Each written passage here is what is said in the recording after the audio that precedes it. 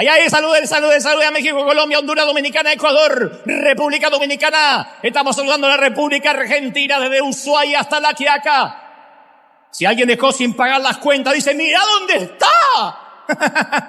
Está en Anaheim.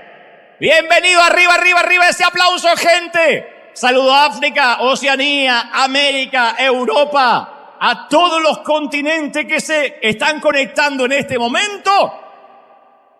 ¿Cómo están? Buenos días, buenas tardes, buenas noches.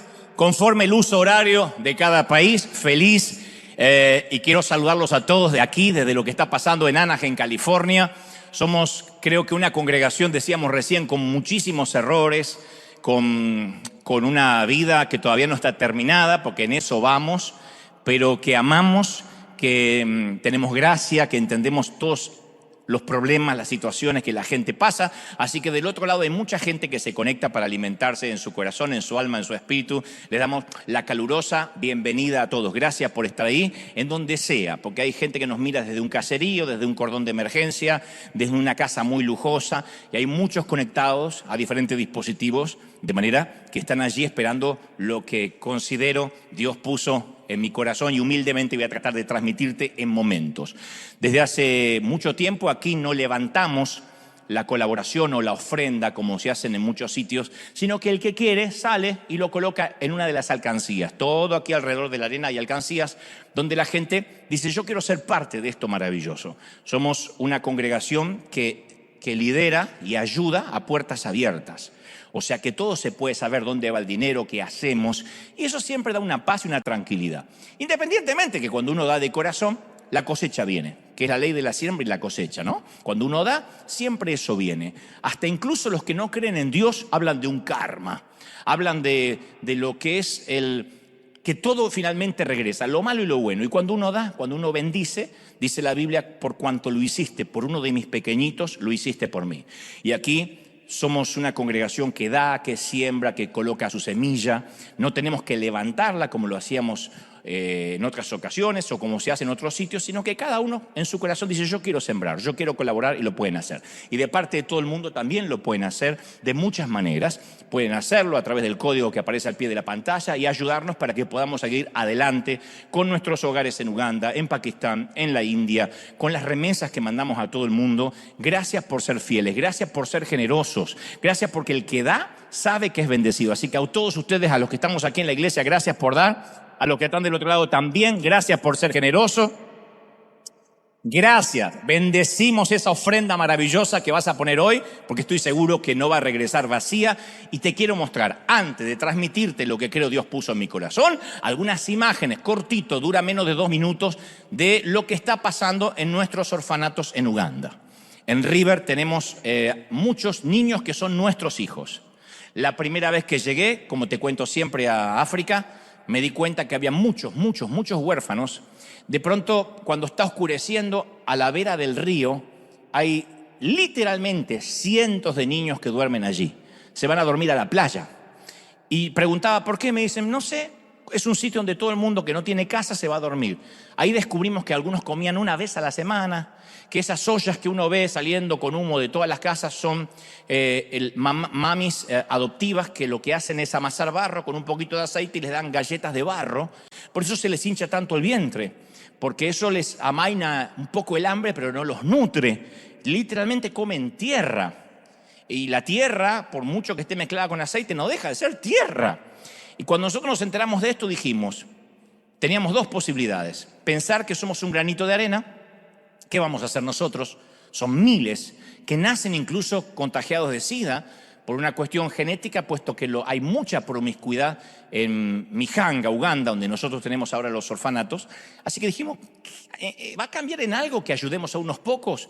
Pero dijimos, aunque sea, sí, para esos va a ser la diferencia. Y empezamos con 2, con 3, con 4, hasta que hicieron 300, 400, y hoy son nuestros nenes, comen 3 veces al día, son nuestros hijos y son sostenidos exclusivamente por River. Esta es tu semilla, la semilla tuya. Esto lo hacemos y quiero que veas estas imágenes de lo que está pasando en Uganda. Mirá. Por ahí anda Rob Owen. No sé dónde está Rob Owen, que hablaba recién y nos contaba que es ese gringo que aparece ahí en la foto. Y además está nuestro Kevin, nuestro misionero, que están allí haciendo un trabajo fenomenal. y les agradecemos, gracias a ustedes, porque esto se puede hacer. Hay mucho para hacer, pero te vamos a ir contando semana tras semana lo que se puede hacer, terminar, como decían ahí, de arreglar las napas y ayudar para que el agua corriente llegue. Yo pienso que así como nosotros en River Arena somos un grupo de gente diferente, así también lo vamos a hacer. Vamos a hacer River también con la calidad y con la excelencia, aunque nos cueste, lo vamos a hacer en Uganda. Y eso tiene que ver con nosotros. Gracias por estar. Tu semilla, por pequeña que sea, bendice a uno de estos chiquititos. Así sea $1. Así siembres de cualquier parte del mundo lo que sea, bendice a uno de estos chiquititos. Gracias por ser tan generosos. ¿Estamos listos, sí o no? Bueno, hay 2 o 3 que sí. ¿Estamos listos, sí o no? Muy bien. Te voy a contar. En cierta ocasión, yo estaba en un supermercado y como solo llevaba poquitas cosas, me puse en la fila rápida de 10 artículos o menos. Y el hombre que estaba delante de la fila tuvo la osadía de poner 11 artículos en vez de 10 en su carrito. Y eso lo sé, yo no lo hubiese notado nunca, pero lo sé porque la mujer que estaba inmediatamente detrás de él, o sea, delante mío, los contó a los artículos en voz alta para que todos los oyéramos. Entonces el hombre estaba como avergonzado. Entonces ofreció inmediatamente dejar un artículo y la cajera tuvo la cortesía de decirle que no era necesario. Le dice, no, está bien, es ok. Y esto provocó más la furia de la mujer que estaba atrás.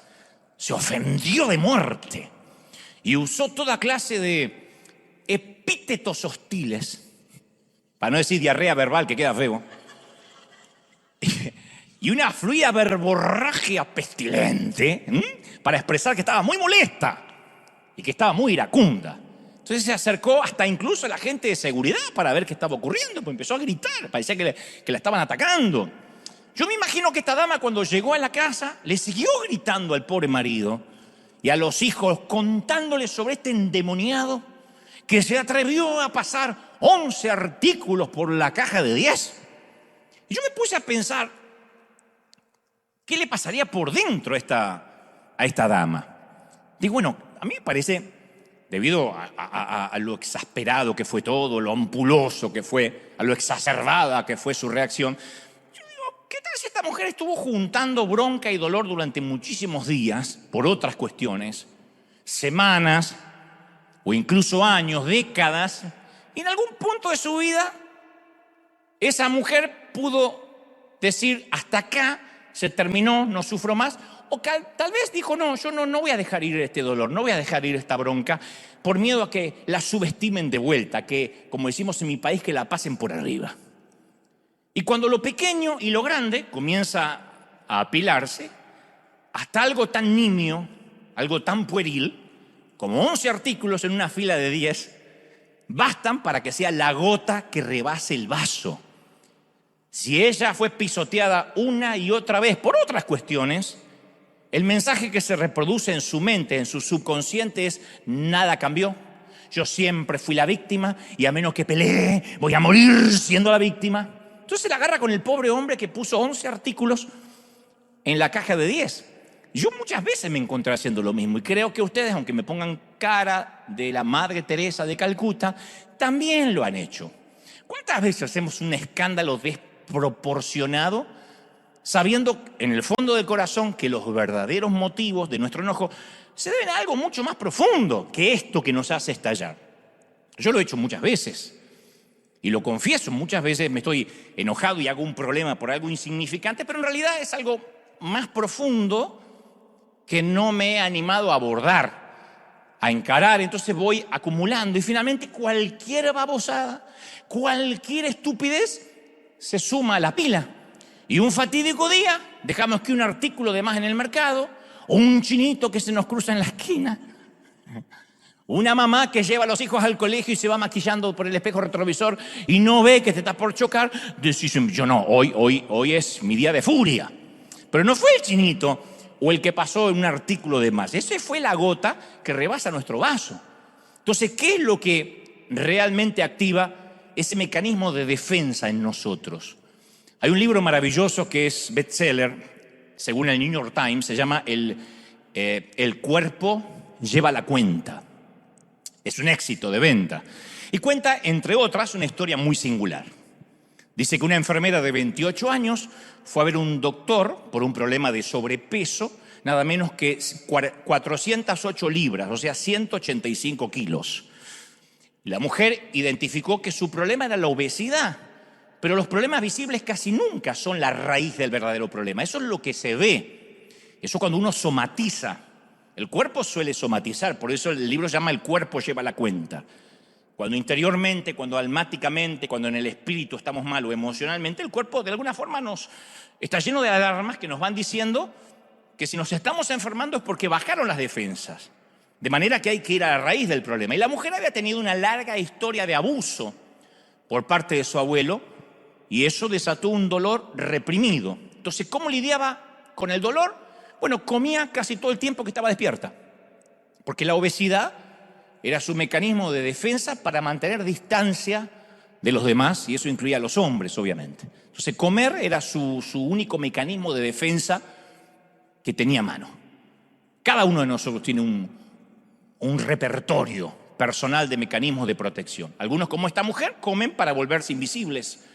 Otros toman para ahogar sus penas, como los que dicen, no soy borracho, tomo para olvidar. ¿Para olvidar qué? Para olvidar que soy borracho.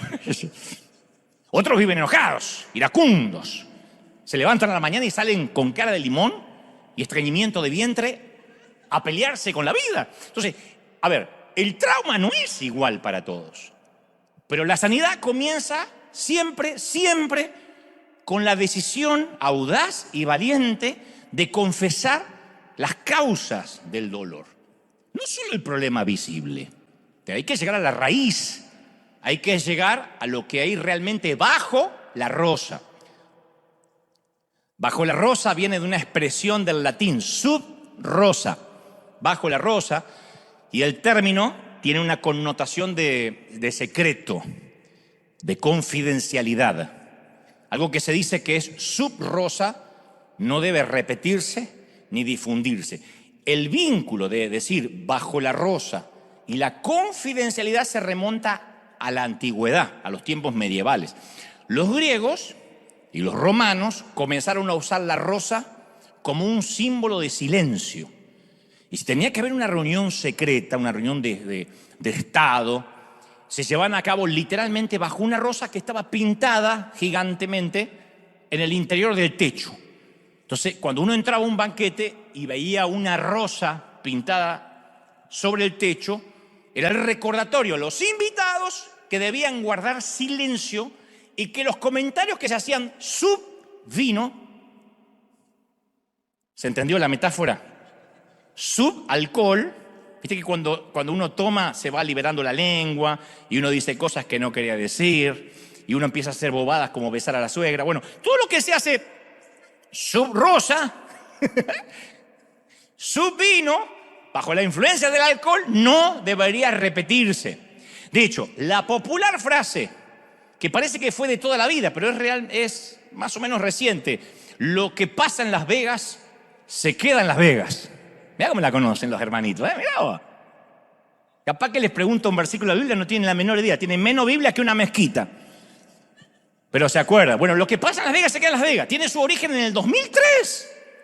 Uno parece que fue de toda la vida. No, fue parte de una campaña publicitaria ideada para promocionar el turismo en la ciudad de Nevada. Entonces decía, lo que pasa en Las Vegas se queda en Las Vegas, para que ahí seas libre por un par de días, para que te puedas emborrachar, ser promiscuo, jugarte todo, salir en calzones porque no tienes más nada que apostar, y se queda ahí. Pero los creativos basaron esa frase, esa etimología de lo que pasa en Las Vegas se queda en Las Vegas, en lo que los viejos templarios habían dicho: lo que se hace bajo la rosa, se queda bajo la rosa. Entonces, sentarse bajo la rosa representaba una obligación contractual de silencio. Pero lo peor del caso es que en la época medieval los señores feudales que querían abusar de alguien, de una niña, de un niño, lo que hacían era que entraban a una habitación sigilosamente y colgaban una rosa del picaporte, que era la contraseña para que si los guardias oían gritos o oían pedidos de auxilio, no intervinieran. O sea que bajo la rosa también significa ocultar el espanto, ocultar el dolor, bajo algo que aparentemente se supone que es bello, como esta flor. Los que hoy somos padres sabemos que es muy importante que la inocencia de los chiquititos se conserve todo lo que más se pueda, porque puede ser reemplazada por el dolor de mañana y el mañana llega muy rápido. Yo digo siempre que en un momento los piecitos de nuestros niños son reemplazados por pasos firmes y las zapatillas de las niñas son reemplazadas por tacones altos. La pequeña de papá se convierte pronto en el amor de alguien más y cada día se va transformando de niña a mujer, como dijo el famoso proverbista Julio Iglesias, de niña a mujer, ¿se acuerdan? Conocen la frase de Las Vegas y no conocen a Julio Iglesias. Vamos bien, vinieron los suizos hoy. Algún día ese cabello de la niña que hoy ayudamos a secar estará desparramado sobre la almohada de quien ella jure amar. Y tal vez, como nos pasó a nosotros, las líneas de nuestra niñez van a terminar dibujando las arrugas de nuestra vida adulta. Porque en un momento uno se vuelve un adulto que fue nada más y nada menos que todo aquello que transitamos cuando niño. El otro día yo recordaba, cuando tenía unos 20 años, no hace mucho, tenía unos 20 años, sácamelos. Cuando yo tenía 20 años, yo me compadecía de los viejos de 50, porque decía, ya tienen un pie en la tumba. Para mí uno de 50, de 40 ya era viejo, pero 50 ya era decrépito, ya se tendría que morir para no gastar oxígeno. Y yo solía decir, yo nunca voy a ser viejo. Siempre voy a tener este cuerpo elástico y esta piel de recién nacido. Es más, voy a hacer pis cuando quiero, cuando se me antoje y no cuando la próstata me obligue a ir. Las decisiones que tomé. Y de hace unos pocos años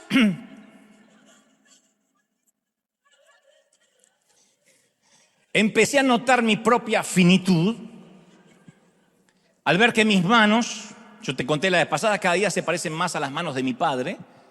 No sé cómo cuernos alguien durante la noche trasplantó las manos de mi viejo y me las puso en la extremidad de mis brazos. Yo digo, yo no tenía estas manos. Se parecen cada vez más a las manos de mi padre y me asusta. Además, cuando pasamos los 50, algo le pasa a nuestro cerebro, que yo pensé que jamás me iba a pasar. Yo me burlaba de mi mamá. Ahora entro a una habitación y digo, ¿qué venía a buscar? Es un espanto. No es que me olvidé cómo hacer plutonio. Me olvidé que algo venía a hacer. Terrible. No recordamos el nombre de nuestros hijos.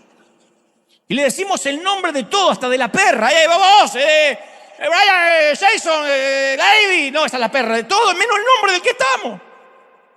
Yo me ponía tan mal cuando mi mamá me decía, Sergio, Daniel, Diego, vos. Poneme un número y ya está. 4.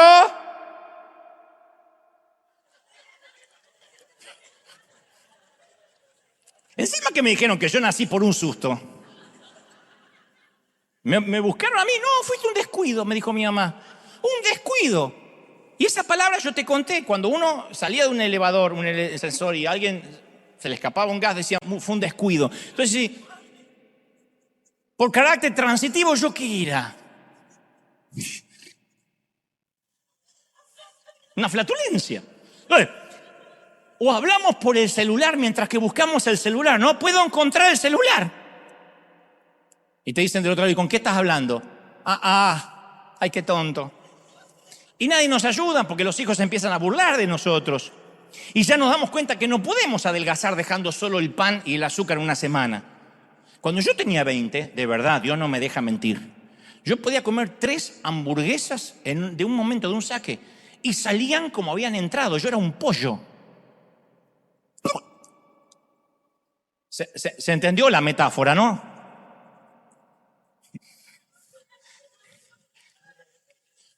¿No te pensás que tenía panza? No. Hoy como 3 hamburguesas y hay que liberar a Willy. O sea, después de los 40, nuestro cuerpo clama por dos cosas fundamentales. Ser gordo y ser feliz. Y yo les voy a dar un consejo a los que tienen más o menos 20 y tantos, que se están riendo a carcajadas. Cada vez que puedas, mirate mucho desnudo frente al espejo, mucho. Pueden abrir la ducha y desnudo, cierran la puerta y se quedan un rato largo, porque un día vas a llorar por esas benditas nalgas, esos muslos firmes, y vas a maldecir la ley de gravedad. Yo sé lo que te digo. Sácate muchas fotos, porque va a llegar el momento en que le vas a echar la culpa que la luz era mala, que el filtro de Instagram ya no sirve como antes, que se me olvidó meter la panza y estirar el cuello y por eso salí vieja, ojerosa, demacrada, gorda, con papada y detonada. Ese día va a llegar. Pero hablando más en serio, lo que hoy somos como adultos es la suma de varios reflejos condicionados de nuestra niñez. Un psicólogo suizo atendía a una paciente que tenía pérdida de memoria a corto plazo. A mí este incidente literalmente me choqueó, porque era una persona que perdía la memoria a corto plazo. Podía recordar incidentes de hace 3, 4 décadas, pero no lo que había pasado hace media hora. Y al comienzo de cada cita se estrechaban la mano, el galeno y la paciente. Y un día el doctor decidió hacer un pequeño experimento. Cuando su paciente le estrechara la mano, él tendría un alfiler entre los dedos. Entonces ella, al sentir el pinchazo doloroso, la paciente retiró rápidamente su mano y obviamente, debido a la patología que tenía, a los minutos ya no había recordado el pinchazo. Sin embargo, a partir de ese día, ella no le volvió a dar la mano, aunque no se acordaba del pinchazo. No sabía bien por qué, pero sentía que no podía confiar por completo en el doctor. Eso se llama el residuo del dolor que queda en el subconsciente.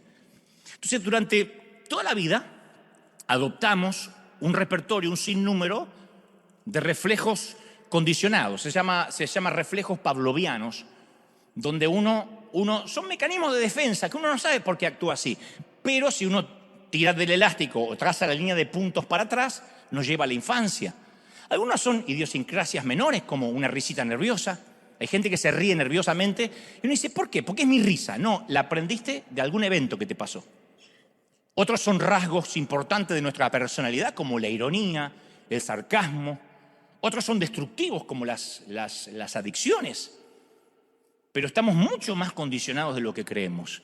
Y como dije al principio, muchos llevamos sobre nosotros el peso, la presión de secretos y traumas muy profundos. No nos damos cuenta. Entonces no podemos llegar y decir, bueno, es que yo, como digo cada domingo, yo ya tengo al Señor, soy cristiano y ya está, se fue todo el pasado. No, el pasado sigue estando subconscientemente. Y a veces estamos encadenados a un dolor emocional. Yo siempre menciono que todo hombre que se relacione con una mujer tiene que darse cuenta que está tratando con resultados e influencias de las experiencias de la niñez de la que hoy es la mujer. Lo mismo para la mujer que se relaciona con un hombre. Siempre está tocando al niño. Y no hay que confundirse con el sonido de los tacones altos. Siempre hay que saber oír el sonido de los piecitos pequeños, que fueron los piecitos que se formaron en la adversidad, ante los retos, en los infortunios, las tragedias, las luchas. Un hombre puede conocer a su mujer porque está a su lado solo si en algún momento puede ayudarle a sanar las heridas de la niña que fue. Y lo mismo para el sexo opuesto.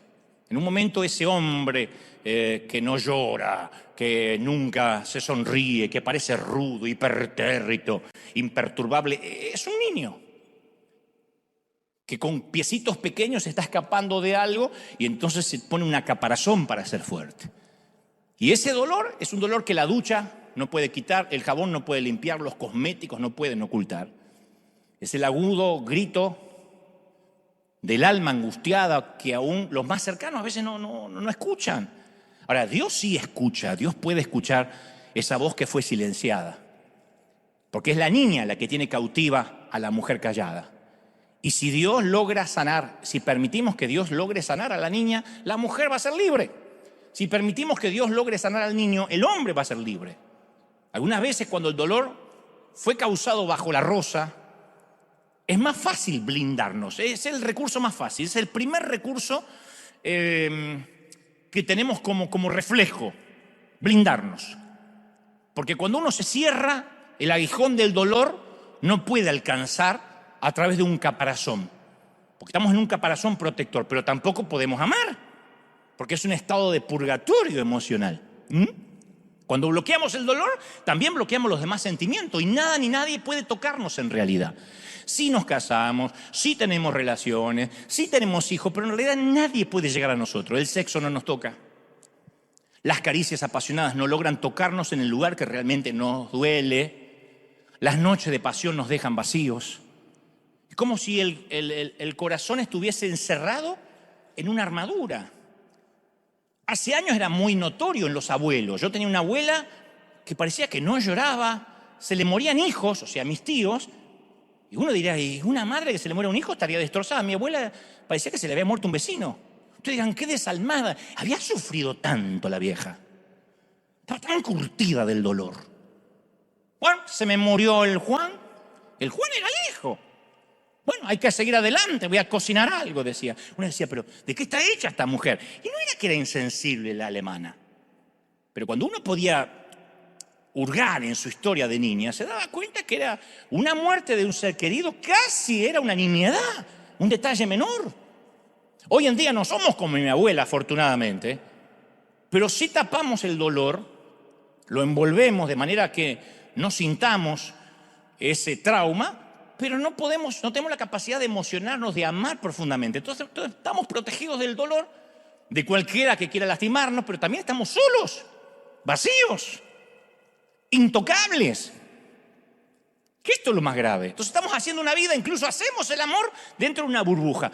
Y el dolor nos tiene en cuarentena. Y no es la cuarentena de la pandemia que en algún momento se va a terminar. Es una cuarentena que vamos a llevarla al sepulcro. El día que alguien nos bese en una frente fría, nos habrá besado hasta nuestros últimos días estando en cuarentena. Esa es la soledad, señores, por excelencia. Porque la verdadera soledad no tiene muy poco que ver con compartir una casa o en su defecto, en el mejor de los casos, una cama con alguien. Yo siempre digo que la soledad no es ausencia de rostros, es ausencia de intimidad. Uno puede estar en medio de un gentío y sentirse solo. Como digo siempre, el sentimiento de orfandad es más tolerable si el papá está bajo tierra. Pero el sentimiento de orfandad que uno siente cuando papá duerme en la otra habitación es espantoso. Entonces la soledad se identifica cuando tenemos todas las razones para sentirnos acompañados, sin embargo, nos sentimos solos. Y no siempre significa que nadie nos puede ayudar. Lo que pasa es que hay que quitar tantas capas que quien se acerca apenas roza la superficie es porque nos escondimos por años. A mí me gusta como Shrek, el ogro, se describe a sí mismo con su compañero burro, diciendo que él tiene capas de cebolla. Y le dice, para tu información, burro, los ogros somos muy diferentes a lo que tú crees. No me digan que no conocen Shrek, porque entonces Silvia cree que son suizos. Los ogros somos como cebollas. Y el burro dice, ¿apestan? ¿Te hacen llorar? No, burro, las cebollas tienen capas, los ogros tenemos capas, ¿entiendes? Ambos tenemos capas. Y así estamos muchos de nosotros, atrapados en capas. David escribió en el Salmo 139, dice, tú creaste, Dios, mis delicadas partes internas. Tú creaste mi cuerpo, me entretejiste en el vientre de mi madre. Gracias, dice él, por hacerme tan maravillosamente complejo. La complejidad interna es un regalo de Dios. Ahora, las capas de cebolla protectoras las fabricamos nosotros. Y eso nos mete en una prisión de máxima seguridad. Y como te dije una vez, quedamos atascados como los elevadores entre dos pisos. ¿Qué es lo peor que nos puede pasar? A veces sentimos como que la vida se nos detuvo en un momento y hemos estado esperando por años que la vida regrese. Y no regresa. No la vida tal como la soñábamos cuando mirábamos un espejo y nos imaginábamos lo que haríamos cuando adultos. ¿Cuántas niñas juegan a ser adultas? La mayoría se ponen los tacos de su mamá, imitan los peinados de una tía, pero llega alguien y transforma esa pretensión en realidad. Tantos días de jugar a ser grande y un acto de abuso sin sentido le roba la inocencia para siempre. Y mucha de la gente rota de nuestra sociedad es el resultado de secretos trágicos, de haber estado alguna vez bajo la rosa. Si no fue un abuso físico, sexual, es un abuso emocional. Casi la mayoría de mi generación tuvimos abusos emocionales. La manera de que nos hablaban los maestros. que afortunadamente cambió la manera en que los padres estaban acostumbrados a hablarnos. Pero sos estúpido, ¿pero qué tenés en la cabeza? Sos tarado. Eso era una cosa que cuando uno es chiquitito uno lo absorbe. Y hay chiquititas o chiquititos que son abusados de cualquier manera, tanto tiempo jugando a ser adultos o adultas, de querer dejar de sentirse como niñas, pero después de ese incidente bajo la rosa ya son demasiado adultas para seguir siendo niñas y demasiado niñas para seguir siendo adultas. Entonces son la generación olvidada, atascadas entre dos pisos. Y ni siquiera son una estadística, porque para hacer una estadística lo tienen que decir. Si se lo callan, como la mayoría nos hemos callado, ni siquiera somos una estadística. Y las hay entre las mujeres ejecutivas, sirvientas, blancas, negras, atractivas, comunes, gordas, anoréxicas, promiscuas, frígidas, anglosajonas, hispanas. Los síntomas son diferentes, pero el dolor es el mismo. Y para estar hecha a pedazos no se necesita ser pobre, porque a veces pensamos que esto es patrimonio de la falta de recursos. No, el dolor maneja un Porsche, maneja un Mercedes. El dolor no solo está cortando el césped ajeno o limpiando mugre de alguien más. El dolor colecciona también palos de golf y está vivito y coleando en Beverly Hills. Si no, no habría suicidios entre los que coleccionan Oscar sobre la chimenea. Y algunos no fueron atacados directamente, pero han sido espectadores, víctimas de todas maneras. ¿Cuántos de nosotros vimos crímenes donde la víctima y el victimario estaban relacionados con nosotros, el pequeño testigo? ¿Cuántos crecimos en algo que para nosotros era común, en violencia doméstica? Y nos acostumbramos que el viejo era así. Mamá nos decía, y bueno, papá está borracho, vos sabés que se pone violento cuando toma, pobrecito. O mujeres que son golpeadas y dicen, bueno, es que le dejan el ojo así, dice, bueno, pero es que yo lo puse loco, pobrecito, si él sabe que no le gusta que le dé el arroz medio tibio, justificando. Y algunos nos criamos en cuadriláteros de boxeo. Fuimos los testigos de una pesadilla eterna. Y nuestras memorias deberían estar llenas de aroma de café con leche y tostada, no llenas de náusea mental. Y esos recuerdos se juntan a nuestro alrededor como los vapores en un espejo luego de una ducha caliente. Se cerró el grifo, pero el vapor queda en el aire. Toda la vida si no sanamos. Y yo te digo una cosa, Dios es el único que tiene la habilidad de borrar lo que el sexo, lo que el vino, lo que el dinero no puede hacer desaparecer. Dios es el surcidor de muñecas rotas. ¿Sí o no? Es quien sana el trauma de ese hombre que simula rudeza o esa mujer con esa mirada vacía que ni el mejor delineador puede ocultar. No sé si alguna vez viste la mirada perdida de alguien que estuvo en el infierno y fue quemada o quemado por una historia que no tiene el valor de contar. Hay gente así que se tuvo que forjar a fuerza de estar en hogueras, literalmente. Lo más probable es que ocultemos el dolor, más si venimos a la iglesia, donde hay una cosa implícita de que tenemos que ser hipócritas. Pero otros no lo pueden ocultar, y entonces como aquella mujer en el supermercado un día hacen un escándalo por una nimiedad, porque parece ser la única protección que puede reunir por sí misma. Yo no me voy a dejar pisotear.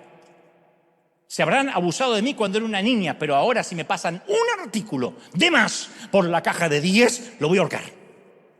Y se parece a un gatito haciéndose pasar por un león con la esperanza que debajo de su gruñido nadie descubra que no hay dientes, sino lágrimas. Y es una vasija agrietada por donde se les va escurriendo la vida, se nos va escurriendo la vida. Y para una persona así, con dolor, yo sé lo que te digo, es muy difícil mantener las relaciones. Porque parece que las relaciones se escapan de los dedos como la arena que se aprieta demasiado fuerte. En San Juan capítulo 4 el Señor se encuentra junto al pozo, tiene sed, a una mujer samaritana y Jesús le dice, llama a tu marido y ven acá. Una suerte de pregunta trampa, porque ella dice, no tengo marido. Y Jesús le dice, hiciste muy bien en decirme eso, porque 5 maridos tuviste. Y el que ahora tienes tampoco es tu marido. Pues es una aventura. Así que has dicho la verdad. Le gustó que la mujer le diga la verdad. Y la gente que ha sufrido siempre está buscando a alguien sobre quien depositar el dolor, la carga de su dolor. Y el único que conozco que le atrae llevar cargas ajenas es Jesús. Todos los hombres se cansan.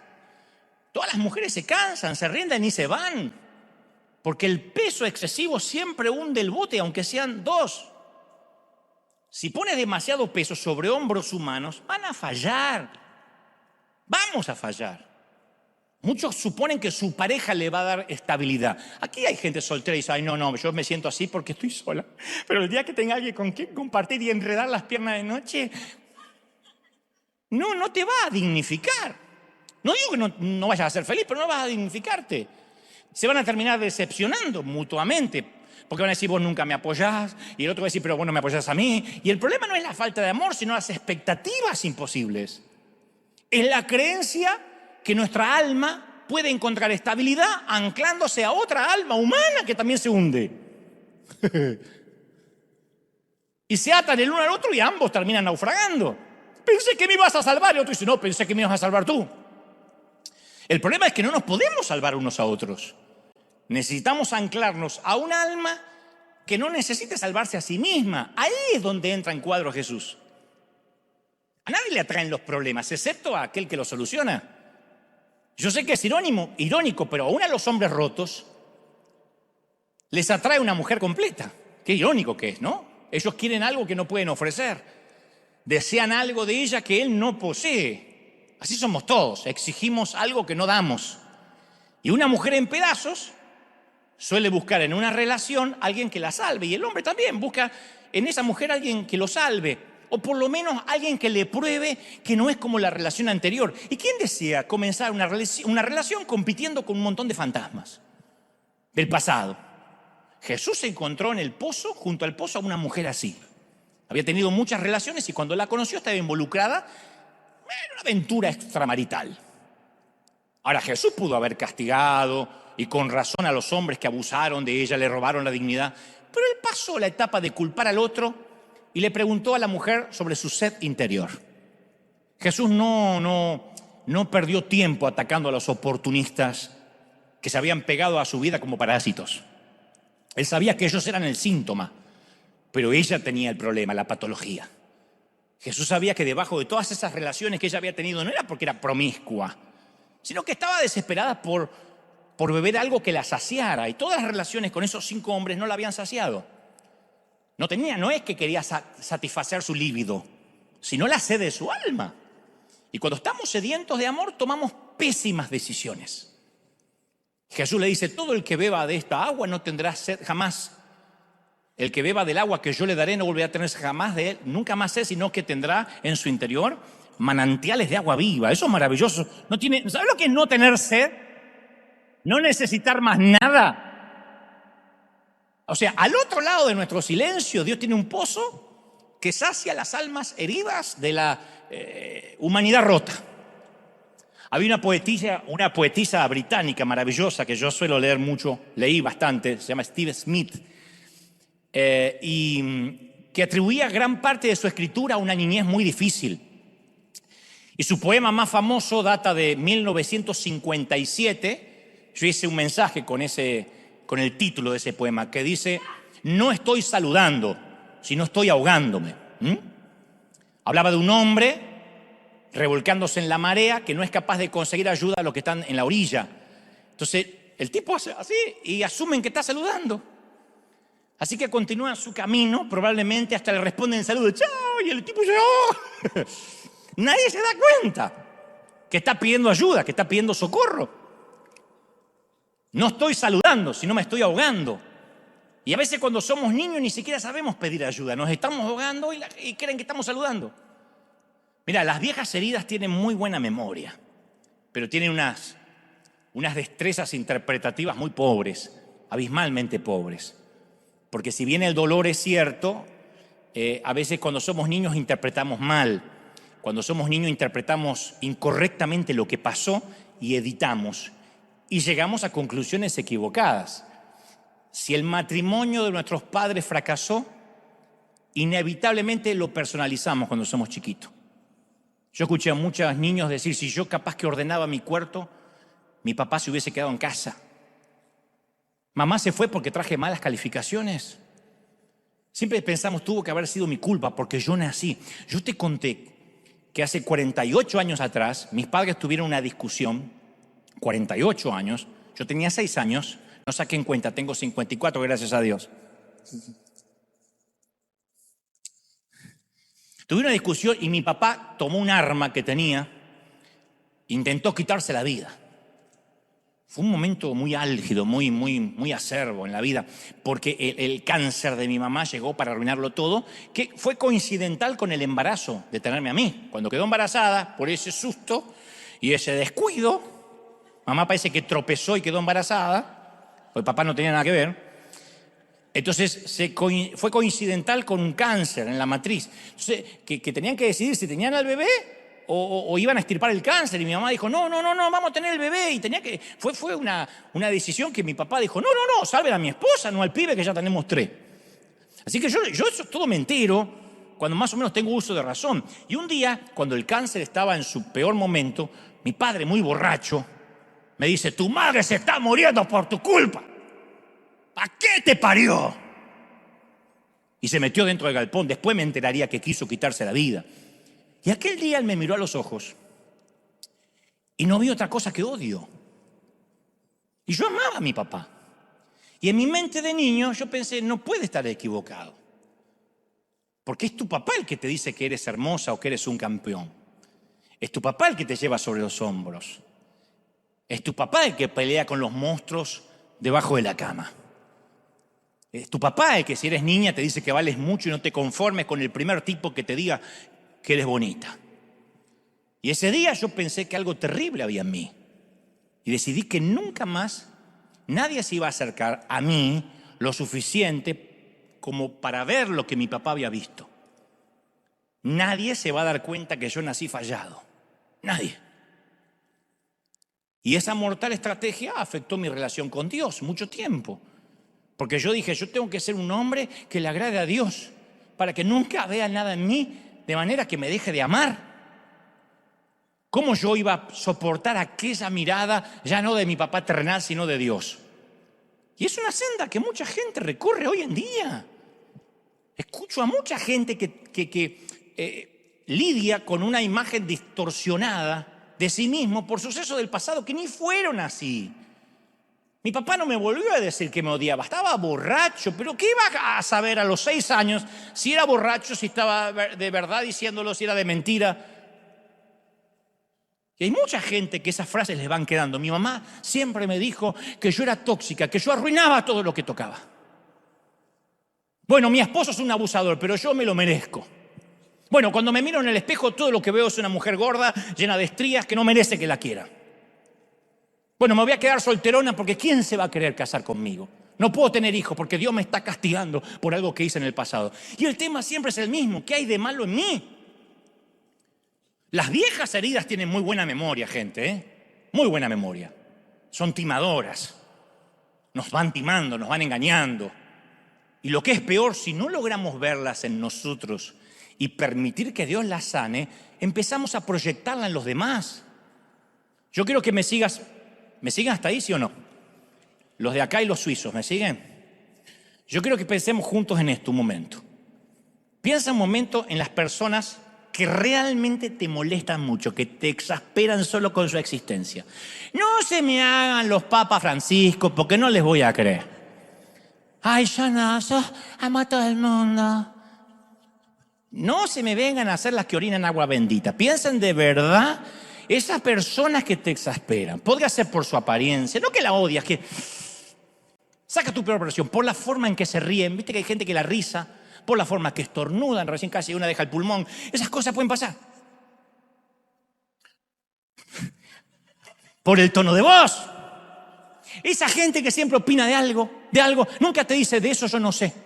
De lo que sea opina, sabe quién va a salir campeón del mundo, cómo se arregla el problema de las Naciones Unidas, qué fue lo que la Organización Mundial de la Salud, cuál es la vacuna que resulta. Aunque maneje un taxi, sabe todo. Y uno le da bronca. Y vamos a indagar porque esto es un ejercicio muy interesante. ¿Me siguen, sí o no? Yo te voy a hablar del tipo de persona que me molesta a mí.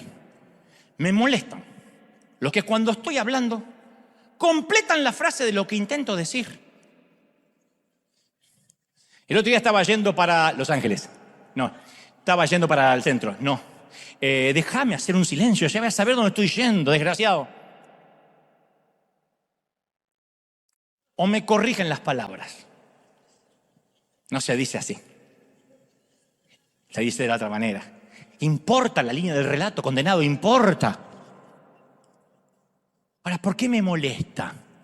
Yo tengo que confesar que desde que tengo uso de razón, si dices una palabra incorrecta, yo te la voy a corregir. Si estás hablando conmigo y no te apuras, te voy a completar la frase. Me di cuenta que me molesta en otros los defectos que son míos. Yo soy de completar frases. Cuando viene alguien y dice, le cuento algo, el otro día, bueno, ¿qué estabas haciendo? ¿Qué estabas haciendo, mami? Dale.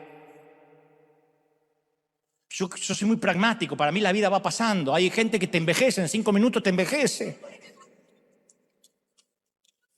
Y cuenta detalles que son irrelevantes. El otro día me subí al auto que me compré esta semana, que estoy pagando en cuota. ¿Qué me importa? Entonces yo le completo la frase y me da bronca cuando otro me lo hace. Hay un famoso psicólogo que dice, si odias algo de una persona, odias algo en ella que es parte de ti. Lo que no es parte de nosotros no nos molesta. Aquel que no es parte tuya no te molesta, lo dejas pasar, te parece, ¡ah, qué divertida como estornuda! Sacó medio diafragma y lo volvió a meter, ¿ves?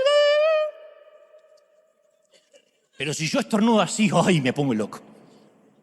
Uno diría, pero uno debería ser más compasivo con esa gente. No, somos menos tolerantes.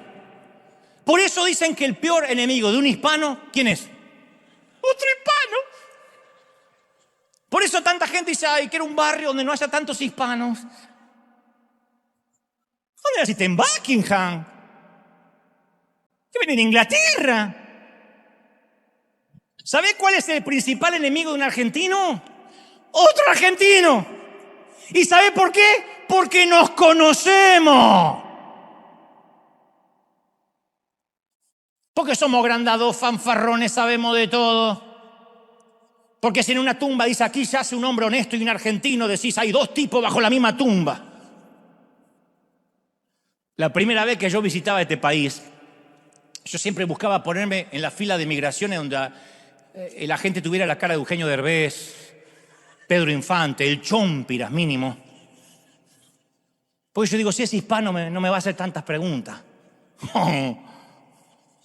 Después de que me metieron varias veces al cuartito por sospechoso de terrorista,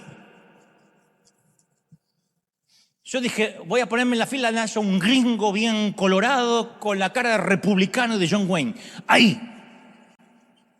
A mí me enseñaron en migraciones, responde lo que te preguntan. ¿Qué paso se los voy a enseñar?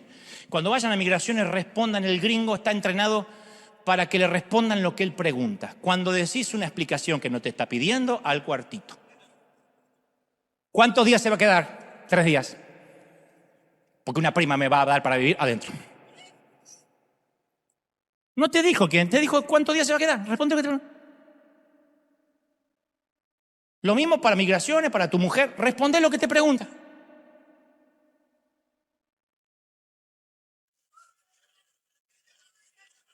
¿Trajo dinero? Sí. No mucho, menos de 1000, porque no, al cuartito. Como yo hablo inglés, ¿cuántos días se va a quedar? 3. ¿En dónde? Hotel. ¿Recuerda? No. Pasaba rápido. Y miraba al hispano diciendo, toma. Tu abuela. Y no, es como que uno cree que puede castigar la conducta de esa persona porque es igual a nosotros y de algún modo estamos exorcizando nuestras almas. No, no funciona así. Yo recuerdo un pariente que cierta vez le conté que yo estaba deprimido y me dijo, sos una vergüenza, como un hombre de Dios, eso es diabólico, no puede estar deprimido. Años más tarde me enteré que él estaba tratando con una depresión profunda y ahí comprendí su enojo. Está buena, quédate para el otro. Pero no iba la risa ahí. No, ya estamos. Pero comprendí su enojo. Estaba intentando este caballero desesperadamente mantener sus propias nubes negras en secreto. Entonces, en realidad esos sentimientos son un rechazo a quienes somos. Es esconder quiénes somos. Tiene que ver con nuestros pies pequeños otra vez, con lo que alguna vez nos sucedió bajo la rosa y hoy proyectamos en otro. No soporto tal cosa. ¿Por qué no la soportamos? Eso forma nuestro sistema de creencia. O sea que durante la pandemia nos familiarizamos con la frase no hay camas disponibles. ¡Qué horror!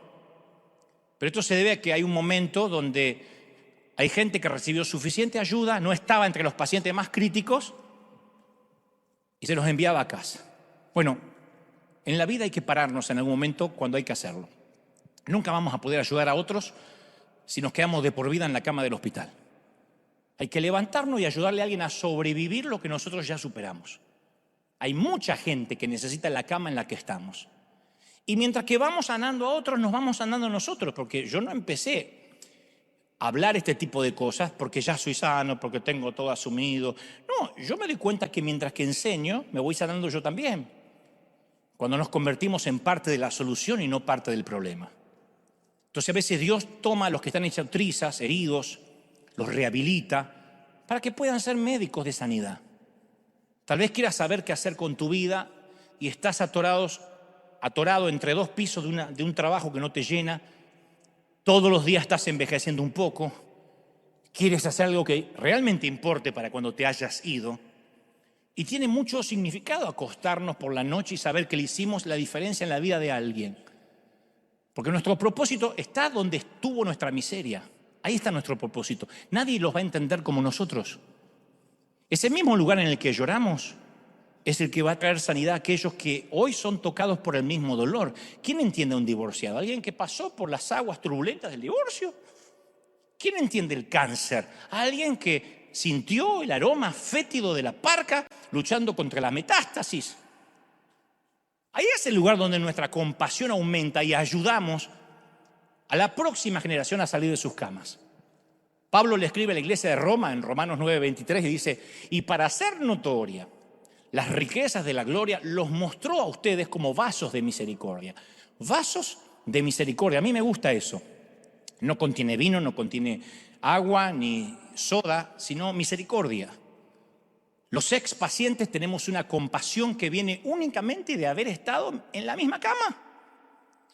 Nuestra misericordia tiene raíces en nuestras propias tragedias. Por eso a mí me cuesta entender cuando alguien se olvidó de dónde salió. Se olvidó de dónde vino.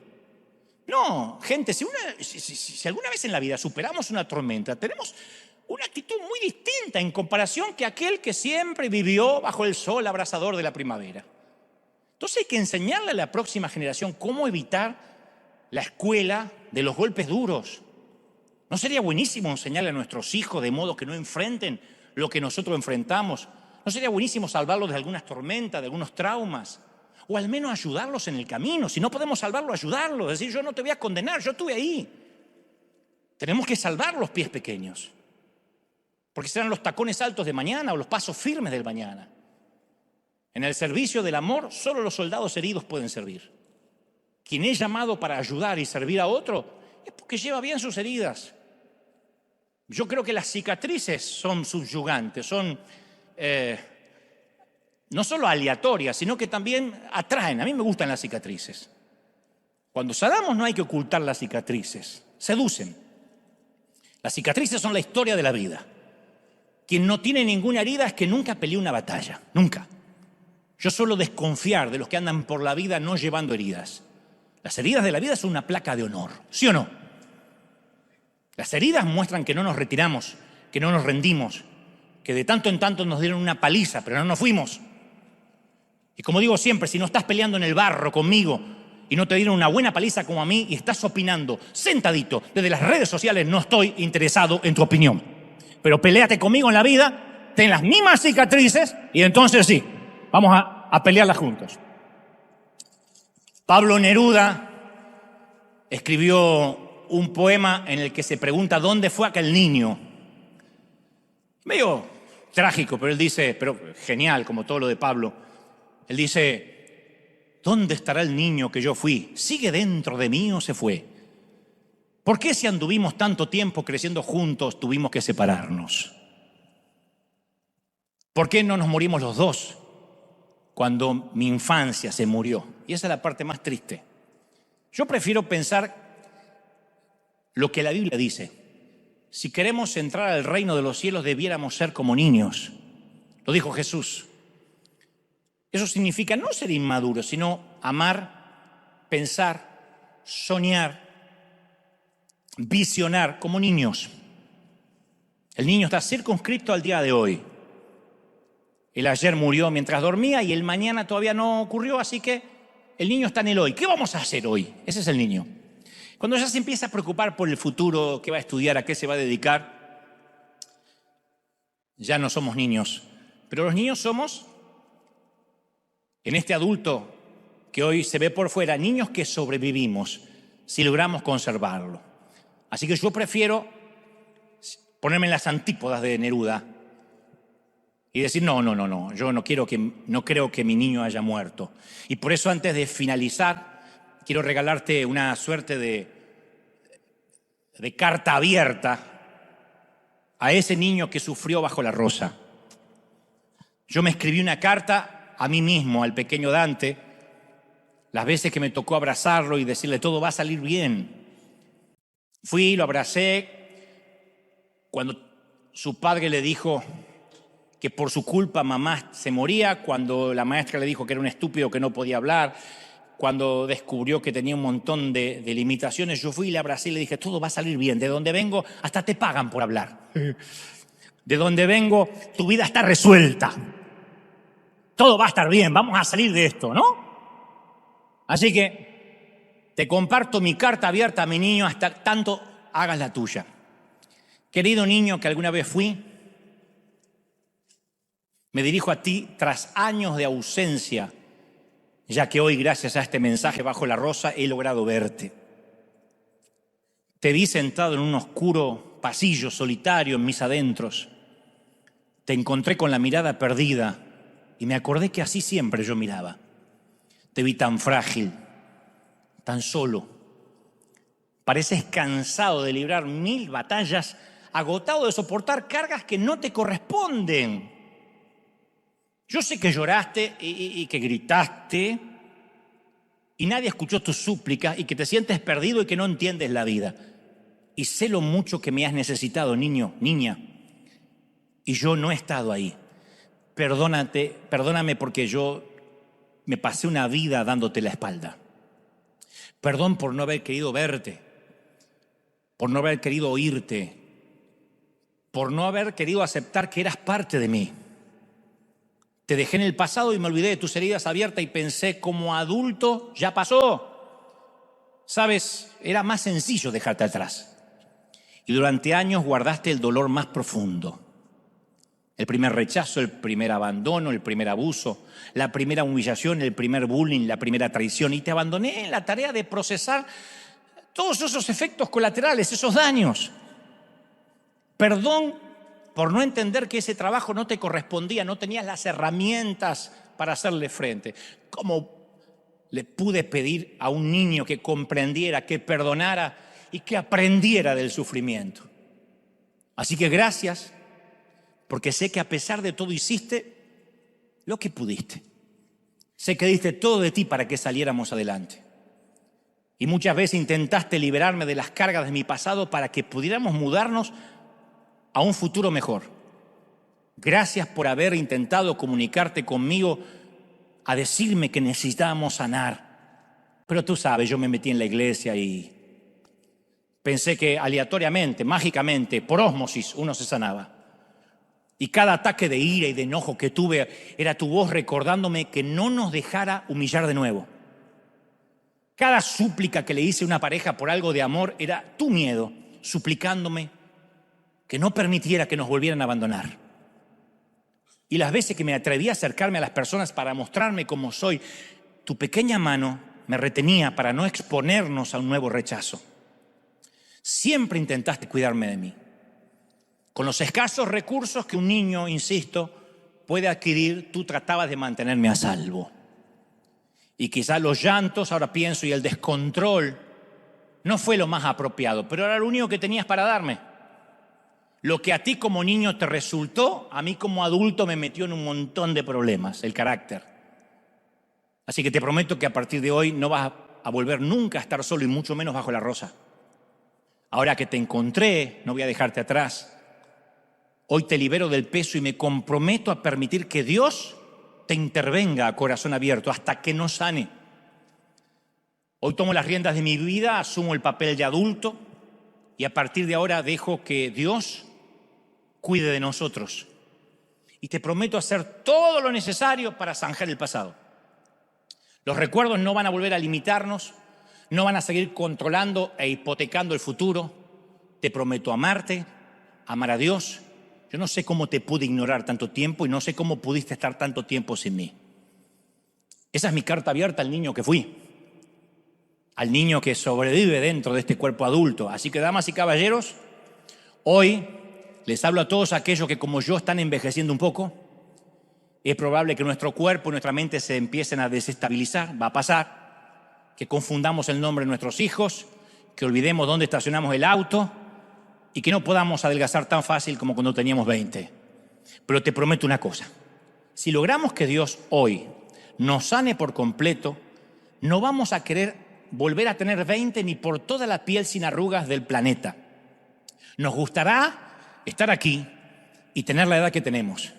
Si logramos sanar al niño que fuimos, amaremos mejor, pisaremos más fuerte, reiremos con más ganas y fundamentalmente ayudaremos y seremos de bendición para todos aquellos que ocultaron su dolor alguna vez bajo la rosa. Dale un aplauso al Rey, dale un aplauso gigantesco al Rey de Reyes. Si crees que Dios te habló, te invito a ponerte de pie y a sumarte con toda la gente del mundo y darle un aplauso maravilloso al Rey. Hoy alguien va a ser sano de los secretos. ¡Ja, ja! ¡Arriba, arriba, arriba, arriba! ¡Dale el mayor aplauso de la historia, gente! Si crees que hay sanidad, vamos a celebrar, a bailar, a pisar fuerte. ¡Sabor a azúcar!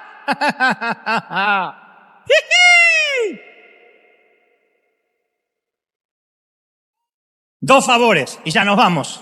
El primer favor, me gustaría que aquí, en tu casa, repitas una oración muy sencilla conmigo. Es la oración que dice la Biblia que cuando uno la hace, la vieja vida queda atrás y uno empieza una nueva vida. Y después no hay que sumarse a ninguna religión, no hay que cambiar nada, solamente decir, ahora Cristo, que antes vivía en una estampita, sobre un crucifijo, sobre un altar, ahora va a pasar a estar dentro de mi corazón, cuidando al niño que fui y al adulto que hoy soy. Así que repitan conmigo si pueden, tengan a bien decir, Señor Jesús, perdona mis pecados, perdóname, ayúdame a tener una nueva vida. Anota mi nombre en tu libro. Fuerte, anota mi nombre en tu libro. Ayúdame a sentirme perdonado. Gracias, Señor, por morir por mí, por resucitar por mí y traerme hoy hasta aquí. Termina de sanarme hasta que esté sano por completo. Amén. Y el segundo favor, coloca la mano sobre tu corazón, me encantaría orar por ti. Y ora también por tu corazón, por tu vida, por tus hijos, por los tuyos. Padre, he hablado a estos tus hijos lo que creo me has dicho que les diga. He tratado de transmitir torpemente a su intelecto lo que yo sé que tú has hablado ya a sus corazones. Sánalos, perdónalos, ayúdalos a salir adelante. Vamos, los que saben orar, oren y digan, Señor, sáname hoy, quiero sentirme libre. Pequeña niña de 40, 50, 70 años llora por última vez las lágrimas amargas de lo que alguna vez pasó. El Señor me dice, yo estuve contigo en aquel panteón. Yo sostuve tu mano cuando arrojabas un puñado de tierra sobre el ataúd. Y pensaste que tu vida nunca sería igual. Y no la fue, pero yo te sostuve. Aun cuando no estabas consciente que yo estaba allí, yo estuve allí. Dios dice, yo estuve contigo en la sala de cuidados intensivos. Cuando no tenías dónde ir, yo no te he dejado. Y aunque tengas cientos de preguntas que hoy no hay respuesta de este lado del sol, yo sé que Dios te dice, aun cuando fuiste niño y te abusaron y te robaron lo más preciado que tenías, que era tu inocencia, yo no te he dejado, yo estuve contigo. Yo estuve allí sosteniéndote, diciendo, saldrás de esta. Esto te hará fuerte. Así que hoy te digo lo mismo, no te entregues.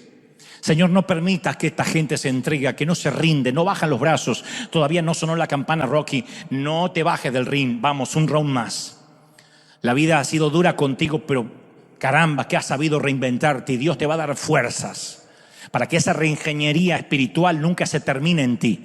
Y ahora sí, me encantaría que levantes tus manos y digas: yo estoy libre, estoy sano. No vas a estarlo del todo, pero hay una confesión maravillosa en eso. Te bendice el Señor en todas las áreas, en la mente, en el cuerpo, en el alma, en el espíritu. Cuando levanto mis manos, todo se termina, las cargas se van. Cuando levantas tus manos, las cosas empiezan a cambiar. Y eso se transforma ahora en tu vida, en tu mente. Vamos a decir juntos, antes de irnos: levanto mis manos aunque no tenga fuerzas. Levanto mis manos aunque tenga 1000 problemas. Porque cuando levanto mis manos, las cargas se van, los problemas se disuelven y las situaciones más críticas parecen tan lejanas.